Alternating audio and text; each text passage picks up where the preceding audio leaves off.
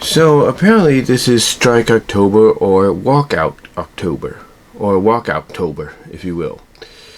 And the reason I say that is because there's a ton of places. Well, I wouldn't necessarily a ton, I should say, and it's early. I do apologize when I'm doing this. I woke up a little while ago, so I'm still gathering my thoughts. But yeah, this is basically known as Striketober, Walk-OutTober, if you will. And even though there's only I wouldn't say a ton, which was what I was about to say, but mainly there's only a few strikes going on right now, which I think will be resolved quickly before we all know it. And one strike, of course, as we all know, a big one that's been averted, even though a lot of us probably expected the members, or at least some of the union members, not to be ecstatic about the decision, about the agreement made. I mean, reports are some union members wanted 12-hour turnaround work days instead of 10, even though 10 has been the number that they've talked about. This is the number that's been tossed around from the people that want these changes to occur. And yet now you have people coming out and saying, oh, no, we want 12. We meant to say 12 and all that. And if you're someone in that industry, as a career path, and you hear, hey, you're going to have turnaround work days, with no exclusions. In other words, basically saying, hey, look, there's not going to be, in other words, they're saying, hey, you're not going to be excluded from not being able to rest. You're going to be able to rest. You're going to have these turnaround 10-hour days that allow you to, go home or go to your hotel, wherever, and rest up, recharge your battery for the next day or so. So, and to me, in today's work field, 8 to 10-hour days, I think is very accurate, very acceptable in a sense, aquatic, if you will, very acceptable and aquatic. So, I can understand where people are coming from, and I'm sure the people that went through this few months long, weeks long hell to get this done. And as I mentioned in a video where I talked about this, as I predicted at the last minute, 11th hour, if you will, you have to, in a sense, feel for them, because, they're probably hearing about some of these complaints and they're thinking, well, what else did they want? What else do they want? And I think mainly what it is, and Clownfish, Neon, and Geeky Sparkle said it best, it's mainly that a lot of these folks just probably, well, they didn't say it exactly this way, but the verbiage they used, that being Neon and Geeky, the verbiage they used was basically along the lines of, hey, these people probably are new to this, and they don't understand that, hey, this is probably the best you're going to get right now for the next 3 years. So be happy you got something. And that if you feel differently, maybe this is not the field for you. Maybe this is not the job for you.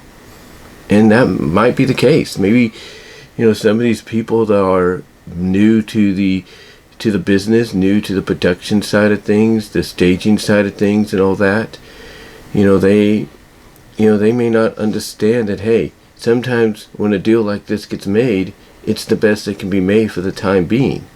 And that over the next 3 years or so, maybe a newer deal will be made. Maybe improvements will be made. Maybe some upgrades to the deal might occur. You don't know.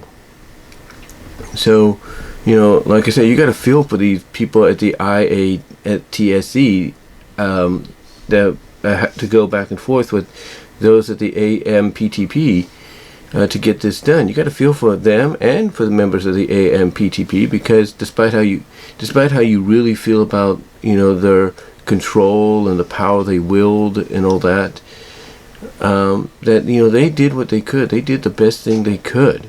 And they put the workers first. They put the workers first, and those workers, they should be appreciative.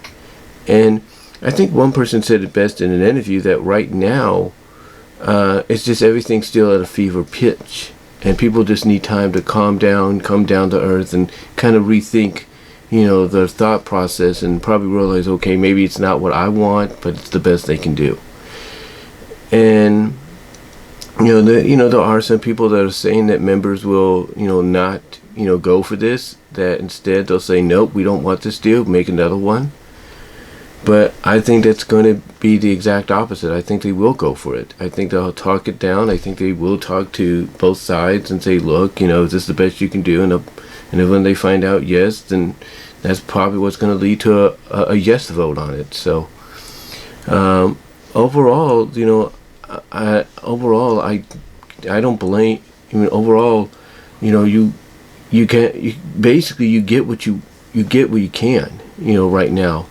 I mean, I think what these people are forgetting as well is this is a deal that's being made only after Hollywood has essentially come back online after being shut down offline, and if you will, for the past year and a half, thanks to COVID. So they have to take that into consideration. Now, speaking of COVID, it seems that, like I said at the beginning, this month seems to be known as Striketober, and in a sense, Walk-OutTober, because apparently here in California, and I'm assuming in other states of the country throughout this month, if not next month, apparently a lot of schools are staging a statewide walkout. That's right. A lot of schools are staging a statewide walkout. And for what? Well, like I said, going from that first topic to this one, it all has to do with the vaccine.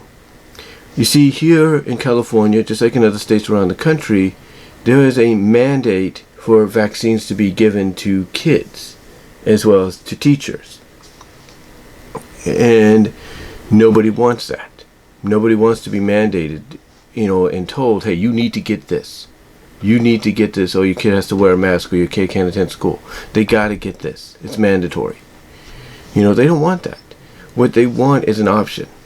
That's mainly what this is about. It's not about the fact that, hey, you can mandate it all you want, and that's fine, but we want an option. We want the option, basically. Oh, no, not mandate. Well, let me correct myself. It's not the fact that, they're walking out because they're like, okay, give us an option that, hey, you can mandate it all you want. We want an option. It's more along the lines of, hey, turn that mandate that you want into the option. Instead of saying, hey, we mandate this happens, you say, we're making it an option. You can either get it or not get it. And there's a lot of folks, teachers, students, parents, that are for this walkout, even for a day, even for just one day. They're for this walkout to where they're like, hey, you don't want us to do this again? We want to hear those words. We want to hear Newsom come out and say, I hereby declare that it's an option, not a mandate anymore, an option for students and teachers to get the vaccine. That's what they want to hear. And I think the reason this is all happening, and what's even crazier is you're going to have a walkout take place with the Chicago PD, the police union. There are members, not all of them, but there are members of the police union, of the police force, if you will, in Chicago, Illinois, that are planning to walk out as well because of vaccine mandates. They don't like it. They don't like the idea of, hey, you're forcing us to do something we don't want. But let me ask you guys this. How well do you think a 1 day or 1 week walkout is going to do? Huh? What do you think that's really going to accomplish? Nothing. It's going to accomplish nothing. And there are parents on the Newman Neighborhood Watch Facebook page and the Patterson Neighborhood Watch Uncensored Facebook page that have basically all said the same thing. And that is the fact that basically this is ridiculous. The child is not going to miss school. They're going to go to school, and that's that. So to them, what they're saying by coming out and stating, hey, our students are going to go to school, our kids are going to school to learn, not to have to be told go home because the teachers are not wanting to be here. Basically what they're doing is it's the same thing that I said a couple of days ago when I was doing one of the videos about the whole possible Hollywood strike thing occurring. And that is the fact that all the AMPTP in the studios were doing, and I said this when I talked about the agreement being made that averted the strike, that at first all they were doing was, because reports were they were digging in the heels, not budging for a while, until they saw exactly how serious this was, that basically they were calling the bluff of the IATSE. And that's what the parents are doing. That's what a lot of parents across this state of California, a lot of people in Chicago, including fellow police officers, are doing with their fellow police officers that want to do the walkout. They're calling the bluff. They're calling the bluff. They're like, yeah, right, you're going to do a walkout, let's see you do it. They're calling the bluff. And again, what do you think a walkout's going to accomplish? What do you think it's going to accomplish? I mean, yeah, you might get, the option, you might get the mandate, I should say, turned into an option. But what do you think it's going to really accomplish in the end? You might get it, but still it's not going to really accomplish anything else because there's still going to be mandates out there. I mean, let me tell you something from my own personal experience, okay? Let me tell you something. Back in 1996, not 96, but 1997, right? Let me tell you this right now. Back in 1997, when I was a junior, and I was getting close to the end of my junior year, getting ready to become a senior, we, the students, a majority of the students, staged a walkout. And we walked out in support of a teacher. A teacher that, with me, I didn't see eye to eye with sometimes when I would attend his class, but outside of that was a cool guy. I mean, after I switched from his class to another class, along with other students, because of the change of the semester, you change classes and all that, but still the same subject, he was a cool guy. He was a cool guy outside of what I experienced the first time, along with others. He was a cool guy. But, here was the thing. He had gotten in trouble for something that obviously was not his fault. I can't really remember, but he got in trouble with something. And basically he had to take a major leave. In other words, he was being suspended indefinitely, if not fired. And we, as students, walked out one day in support of him. And I joined them, because despite my differences, he was a cool guy as a baseball coach. And I was playing baseball at that time. So I walked out in support of him. And, a majority of the students, included not just myself, but students that were looked at as A+ students, as top tier students, if you will, that were leaders in FBLA and FHA and SAD and that's SADD. Just a bunch of places. They were looked at as leaders and they were top tier students. The thing is, they risked that all in support of this guy. They risked it all in support of him because they believed in him. Because he showed that outside of being a teacher, he could be a cool person you can, just chat with and get along with, and he was a cool coach. And they didn't like what was going on. Unfortunately, I don't think it really, accomplished anything. I mean, yeah, it did make some changes occur that, the district and the superintendent's office, made official so that this wouldn't happen again. All this kind of stuff with teachers wouldn't happen again. But it didn't save his job. He didn't come back the following year or for the rest of the year. And for myself and the students that did this, we ended up with a week-long detention. Yeah. Including the top tier students that were part of this. And you want to know how big this walkout was for us students to support this teacher? It made the news. It made the local news in 1997. And that was WIBW and KSN-TV. KSNT.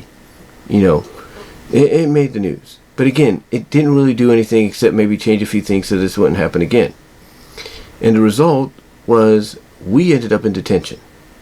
And we ended up suspended for a week from our extracurricular activities of sports and FBLA and stuff like that because of what we did. But we did it because we wanted to show that, hey, if we like a certain teacher being around and we enjoy his teachings or getting used to him or her, we don't want to see anything happen to them. And apparently this happened that upset a lot of people, and in a sense kind of got to me. I was like, wait a minute, because as a student I'm like, wait a minute, I may not get along with this guy, but this isn't right. So yeah, we ended up paying a price. And my question to a lot of the teachers and the students that are and the parents that support this is, are you seriously going to risk that as well? Are you seriously going to go out and risk your students possibly having a week-long, maybe a month-long detention sentence? Are you going to risk the extracurricular activities that they do, like football, basketball, wrestling, cross-country, volleyball? Are you going to risk that? And teachers, are you going to risk your jobs as well? Risk potential raises and future pensions and stuff you may get just because you are against something? There's easier ways of doing it. All you have to do, believe it or not, is get online.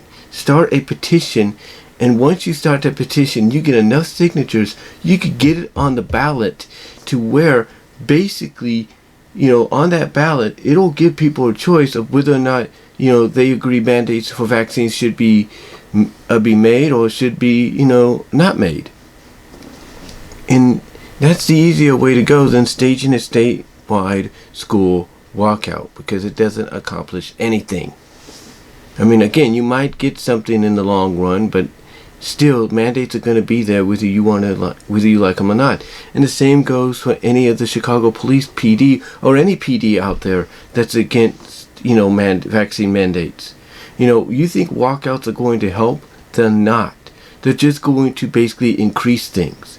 I mean, again, just like with the schools here in California, as well as across the country that do this, yeah, it might give you a small victory of saying, hey, now they're going to make it an option or a recommendation and not a mandate, and that's fine. But still, you think it's going to really accomplish anything in the long run? No.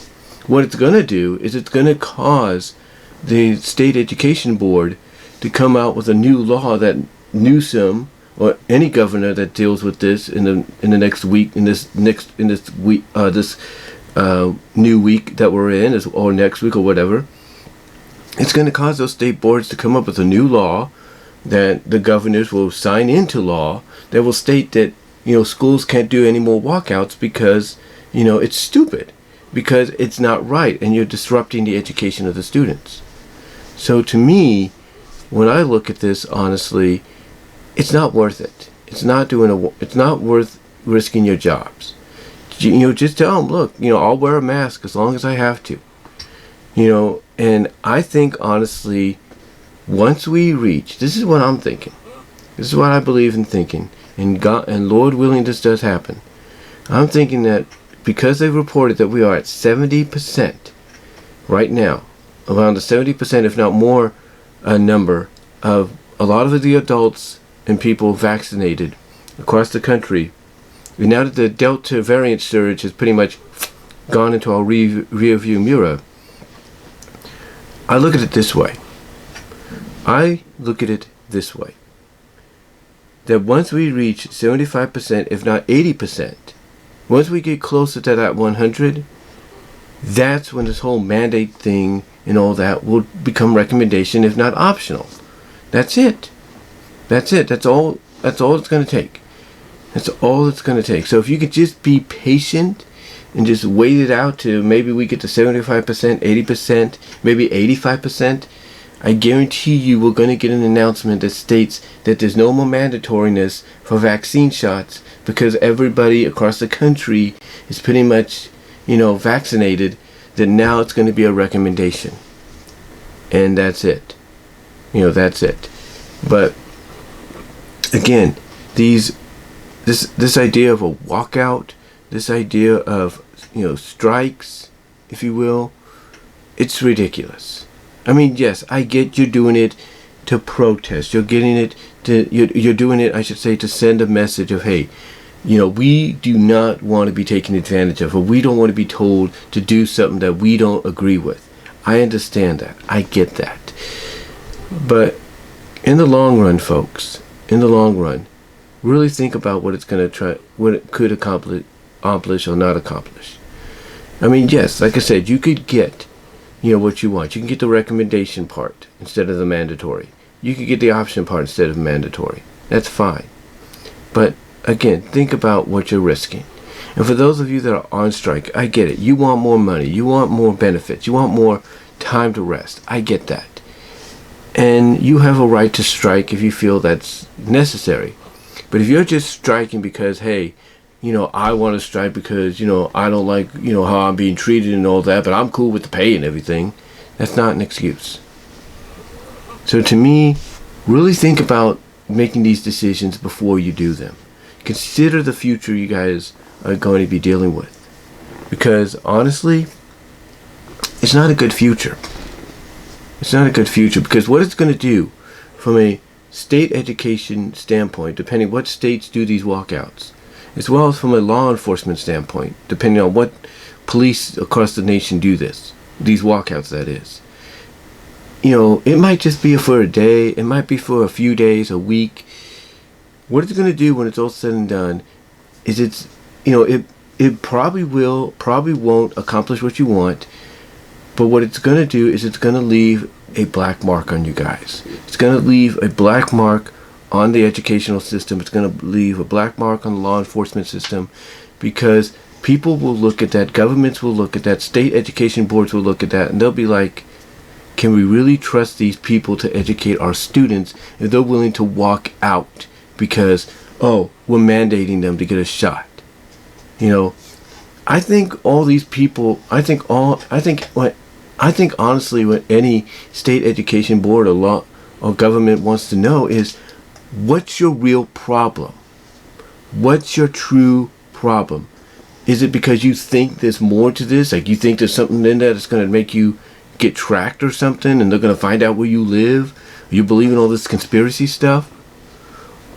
Or is it because maybe a certain former president is no longer there, and that's the reason you're protesting?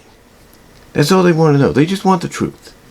They just want the truth. And maybe if you come out and tell them the truth, that maybe they might reconsider and say, okay, we recommend or make it an option. And that's it. That's all you have to do. But honestly, folks, if I'm you and I'm part of this, I reconsider, because I don't think it's worth it. I don't think it's worth the risk. And all it's going to do is put a black mark on the educational system from a state standpoint, and law enforcement situation from a overall state standpoint, government standpoint as well. But what do you guys all think? Do you think these walkouts and possible strikes, but mostly the walkouts, are going to accomplish anything? Let me know down below, as well as in the live chat during the premiere. Like the video. Check me out at my Teespring store, guys. As well as check me out at BW Rosa's Discussions on all your favorite podcast locations except for Pandora. As well as check me out, at patreon.com/bwrosas and bwrosas on Venmo. And I'll provide it down below. Check me out at Venmo. That's right, I have a Venmo, and I will provide the link down below so you guys can check that out as well, to donate if you feel like doing so. And because the more you donate, the more it helps me out financially right now, while I'm currently not really raking in the money as much as I could. But let me know what your thoughts are, though, down below. Comment if you like. Live chat during the premiere, and I'm out.